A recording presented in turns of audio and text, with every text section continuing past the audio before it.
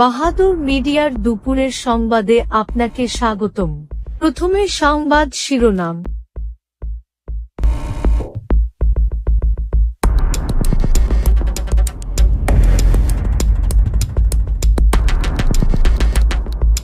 পুঁজি রক্ষা করতে সাংবাদিকদের চাকরি খাচ্ছে মালিকরা, বলছেন প্রেস সচিব।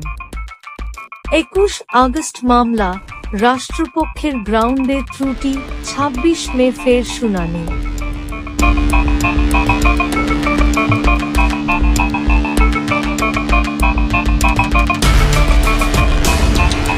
গণঅভ্যুত্থানের সাম্যর সাহসিকতা স্মরণ করলেন ছাত্রদল সভাপতি।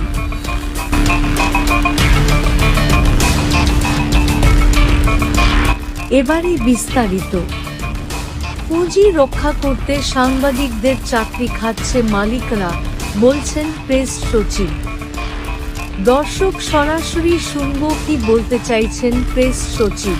অনেকে কিছুদিন আগে দেখলাম যে কেউ ইকুয়েট করতে চাচ্ছেন যে এই যে গণঅভ্যুত্থানের পরবর্তী 9 মাসের যে গণমাধ্যমের অবস্থা, অনেকে বলছেন যে এটা গত